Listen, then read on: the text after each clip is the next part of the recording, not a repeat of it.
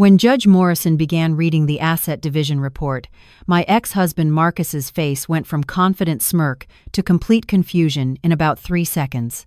His sister, Lauren, sitting behind him in her designer suit, leaned forward like she couldn't believe what she was hearing. I kept my eyes down, fingers folded on the table, the way I'd practiced with my lawyer, but inside, I was savoring every second. Let me back up. 10 years ago, I was Sarah Mitchell, a third-grade teacher in Oakland making $42,000 a year. Marcus Chen was the ambitious tech guy everyone wanted to know, the one who talked about disrupting industries and changing the world. When he noticed me at a mutual friend's wedding, I thought I'd won the lottery. He was handsome, driven, successful. I was the quiet girl who spent her weekends grading papers and visiting her elderly mother in Fresno. We got married 18 months later in a beautiful ceremony in Napa Valley that his family paid for. His mother, Helen, made it clear from the start that I was marrying up. Marcus could have had anyone, she told me the night before the wedding, adjusting my veil with hands that felt more critical than helpful. I hope you appreciate what a gift this is. I did appreciate it, maybe too much. The first few years were good. Marcus worked long hours at his startup, something about AI-driven logistics that I never fully understood. I taught my third graders and came home to cook dinner, always making sure it was ready when he walked through the door at 8 or 9 p.m. His family would come over for Sunday dinners, and I'd spend all Saturday preparing the traditional Taiwanese dishes Helen had taught me, terrified of getting them wrong. "A bit too much soy sauce," she'd say, barely touching her food. But I suppose it's the thought that counts. Lauren, Marcus's younger sister, was worse. She worked in finance and made it her personal mission to remind me that I wasn't in their league. "You're so lucky Marcus isn't materialistic," she'd say, eyeing my Target dress at family gatherings where everyone else wore designer labels. Some men would care about things like that. But the real shift came when we started trying for a baby. I was 32, Marcus was 34. "Perfect timing," our doctor said. "You're both healthy. This should be straightforward." It wasn't. Month after month, the pregnancy tests came back negative. Marcus started staying later at work. The dinners I made with such care sat on the table getting cold. When I suggested we see a fertility specialist, he looked at me like I'd asked him to jump off a bridge. "There's nothing wrong with me," he said flatly. "My parents had 3 kids. Obviously, the problem is on your side." The tests proved him wrong. His sperm count was low. Motility was poor. The doctor used words like stress-related and lifestyle factors and suggested changes Marcus could make. I watched him sit there in that clinical office, his jaw tight, as the doctor explained that yes, this was primarily a male factor infertility situation. He didn't say a word to me the entire drive home. That night, I heard him on the phone with Lauren. I was in the bedroom, and he was in his home office, but our apartment walls were thin. "It's humiliating," he said. "Everyone's going to think I'm defective or something, and she just sits there looking at me like I'm supposed to apologize, like this is my fault." "It is your fault," Lauren's voice came through the speaker, loud enough for me to hear. "Medically speaking. But you know what? Maybe this is a blessing in disguise. Do you really want to be tied to her for the rest of your life through a kid? You could do so much better, Marcus. Someone who actually matches your lifestyle." I pressed my hand over my mouth to keep from making a sound. The marriage deteriorated fast after that. Marcus grew cold, distant. He started going to networking events that lasted until 2 a.m. I found receipts for expensive restaurants I'd never been to. When I confronted him, he didn't even bother lying. "Maybe if you were more interesting, I'd want to come home," he said. "Maybe if you had anything to talk about besides your third graders and your sick mother." My mother. She'd been diagnosed with stage 4 pancreatic cancer 3 months after our fertility appointment. I was driving to Fresno every weekend, sitting with her through chemo, watching her waste away. Marcus came to visit her exactly once, stayed 20 minutes, and spent the whole time on his phone. "I have a company to run," he said when I asked him to come with me the next weekend. "Unlike some people, I have actual responsibilities." Mom died on a Tuesday in March. I was holding her hand. Marcus was at a tech conference in Austin and didn't fly back until Friday, missing the funeral entirely. "I'm sorry for your loss," he texted. Not called, texted. I buried my mother in the same cemetery where my father had been laid to rest 10 years earlier. I stood at her grave with my Aunt Linda, my mother's only sister, and cried until I had nothing left. "She wanted you to have the house," Aunt Linda said quietly. "She told me to make sure you knew it was yours, not his. Just yours." The house was my childhood home in Fresno, a modest 3-bedroom in an old neighborhood that had seen better days. My mother had lived there for 43 years. I'd assumed it was worth maybe $150,000, if that. "I'll put it on the market," I told Aunt Linda. "Use the money to pay off some of our credit cards." "Our credit cards?" Aunt Linda raised an eyebrow. "Honey, make sure that money goes into your own account. Don't let that man touch it." I didn't understand what she meant then. I do now. The realtor I hired was a woman named Patricia who'd been selling homes in Fresno for 30 years.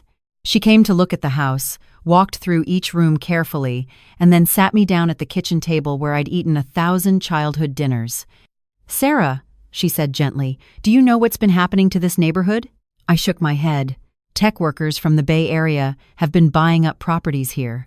Remote work has made Fresno viable for people who work in San Francisco or San Jose but can't afford housing there. Your mother's house is in one of the most desirable areas now. The Victorian architecture, the mature trees, the proximity to downtown. She paused. "I think we can list this for $850,000. I nearly fell out of my chair. That's not possible. This is Fresno. The house needs work. The house needs cosmetic updates, but it's structurally sound, and that's what matters. The lot alone is worth $400,000. Trust me, Sarah. I've been doing this a long time." She was conservative in her estimate. "We had 3 offers within a week. I sold it for $1.2 million. I didn't tell Marcus. I don't know why, exactly. Maybe it was Aunt Linda's warning. Maybe it was the way he'd treated my mother's death like an inconvenience. Maybe it was the receipts I'd found from a jewelry store for a necklace that had never made its way to me. I opened a bank account in just my name and deposited the check. After taxes and the realtor's commission, I walked away with just over $900,000. For the first time in my marriage, I had a secret. Marcus filed for divorce 6 weeks later.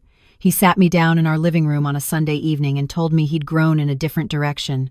"I need someone who can keep up with me," he said. "Someone who challenges me intellectually. You're a great person, Sarah, but we're just not compatible." I found out about Melissa 2 days later when Lauren accidentally sent me a photo on Instagram. Marcus and a 26-year-old product manager from his company, her baby bump just starting to show, his hand resting on it possessively. "Congratulations on the new addition," the caption read.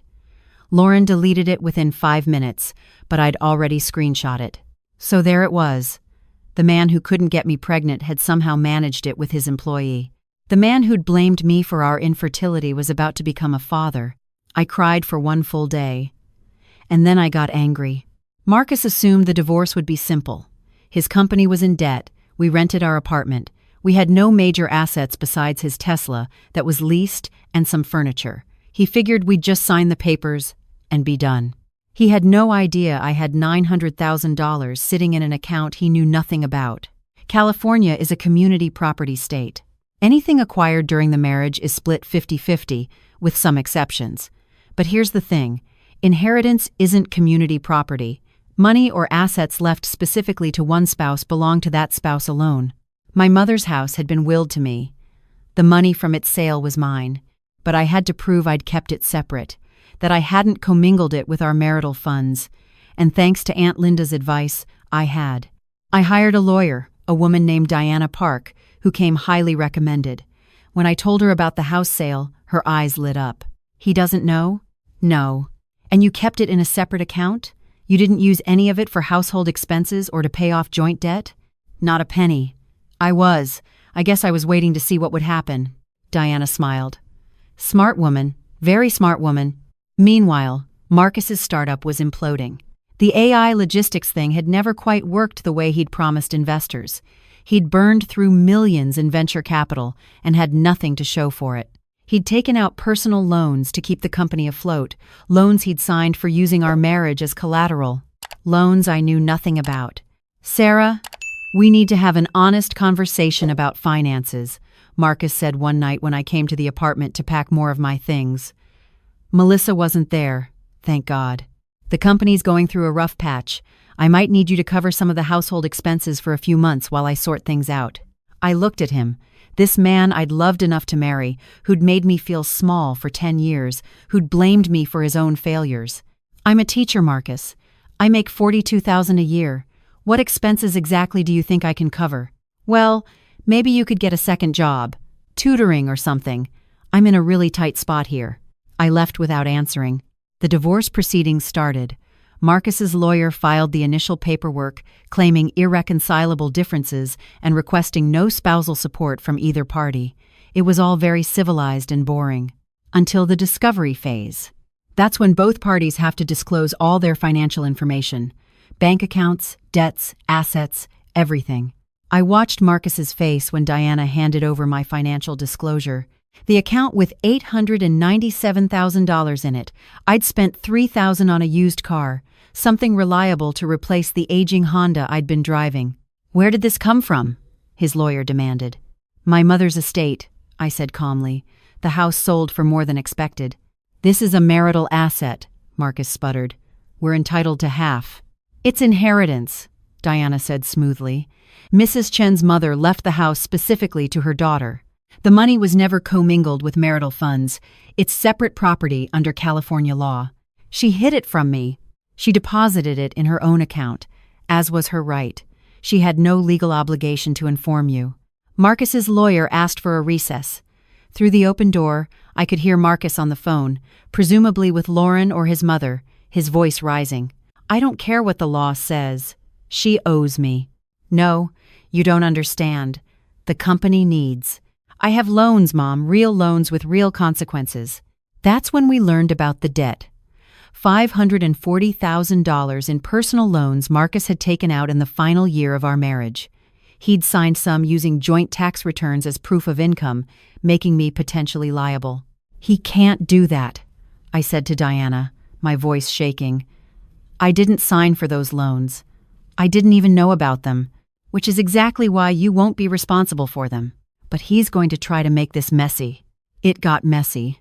Marcus's lawyer filed a motion claiming I'd somehow stolen marital funds, that I'd hidden the inheritance deliberately to deprive him of his rightful share, that I'd been planning to leave him all along and had manipulated the situation.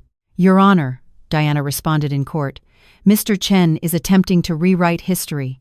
He filed for divorce, not my client. He's the one who had an affair resulting in a pregnancy.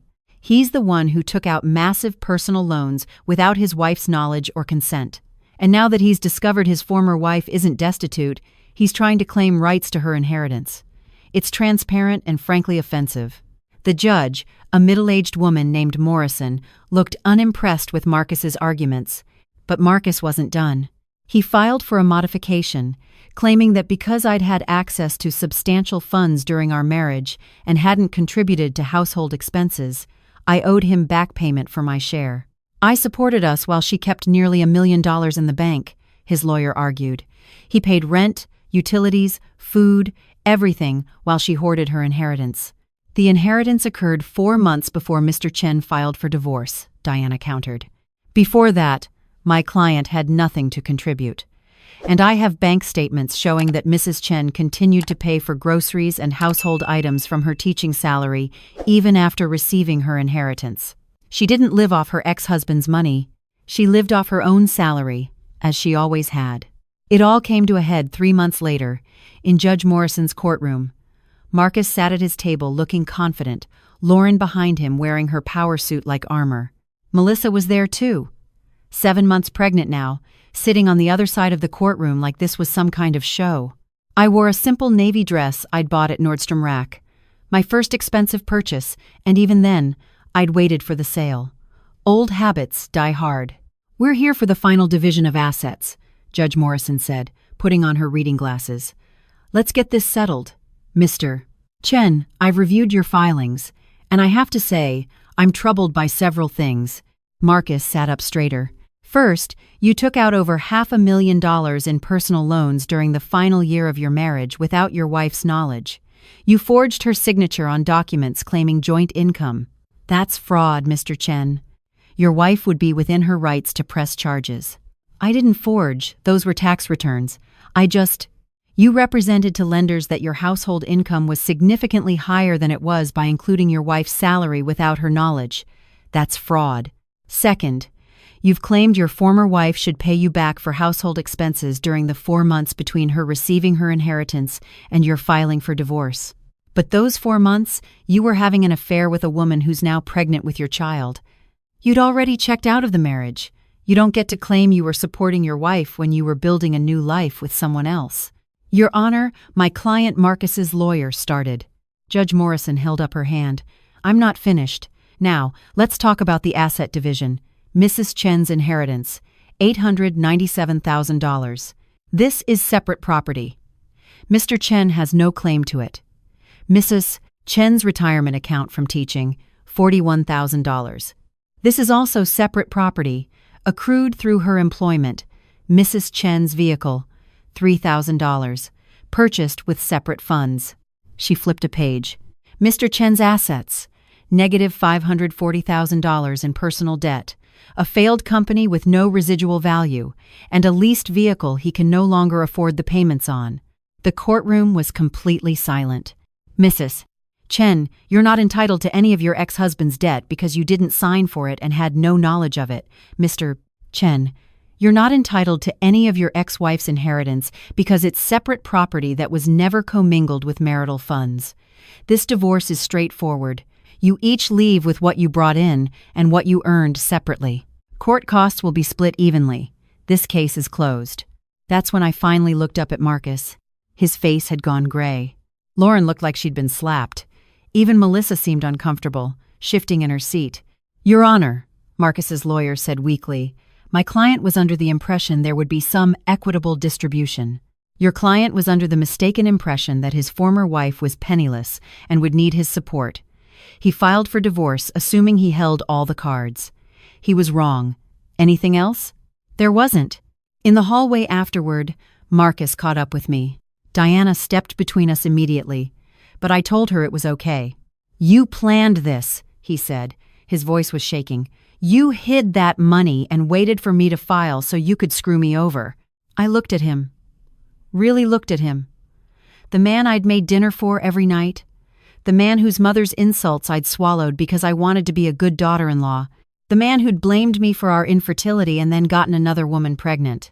I didn't hide anything, Marcus. I inherited money from my dead mother and put it in my own account. That's it. Everything else? That's all you. The debt, the affair, the divorce, that's your doing. I'm going to lose everything, he whispered. The company's going under. I can't pay back those loans. Melissa and I are going to have to move in with my parents. That must be hard, I said.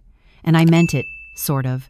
Not because I felt sorry for him, but because I remembered what it was like to feel helpless, to feel small. But it's not my problem anymore. Lauren appeared then. Her face flushed. You bitch. You absolute bitch. You knew he was struggling and you just sat on all that money. That's enough, Diana said sharply. Say another word, and I'll file a harassment complaint. I walked away. Out of the courthouse, into the bright California sunshine, into my $3,000 used Toyota that ran perfectly and would be paid off in cash. That was 8 months ago. I'm still teaching 3rd grade. Still making $42,000 a year. But I also started investing the inheritance money. I took classes at the community college on real estate investing. I bought a small duplex in Sacramento, rented out both units. Then another one. Then a triplex. I'm careful. I'm conservative. I don't take unnecessary risks. But I'm building something. My portfolio is worth $1.8 million now. The rental income is $23,000 a month, and after expenses and mortgage payments, I clear about $8,000. I still live simply. I'm still me. But I'm a version of me that doesn't apologize for taking up space. Last week, Aunt Linda called. Did you hear about Marcus? No. And I don't really want to. His company officially declared bankruptcy. He had to move in with Helen, and apparently Melissa left him, went back to her parents in Minnesota with the baby. I should have felt something. Vindication, maybe? Or satisfaction? But mostly I just felt tired. That's sad, I said. For the baby, I mean. You're a better person than me, Aunt Linda said. I hope he chokes on his regret. I don't hope that. I don't hope anything for Marcus, really. He's just someone I used to know, someone who taught me what I don't want. What I want is this: a life I build myself, work that matters, students who light up when they finally understand long division, a portfolio of properties that houses families and provides stability. And maybe, someday, someone who sees me as an equal instead of as less than. I'm 39 now. I have time. The other day, one of my third graders asked me if I was rich. I'd been wearing the same black flats I've had for 3 years, the same simple dresses I always wear. Why would you think that, sweetie? My mom says teachers don't make any money, but you always look happy. My mom says rich people look happy. I smiled. I have enough, I told her. That's a kind of rich. And it's true. I do have enough. More than enough. I have choices. I have security. I have a life that's entirely my own. Sometimes that's worth more than all the money in the world. Sometimes it's worth exactly what I paid for it. Everything I had, everything I was, everything I was willing to fight for. Judge Morrison was right. This divorce was straightforward. I left with what I brought in and what I earned. The only difference is I earned more than anyone expected, including me. And Marcus? He left with exactly what he deserved.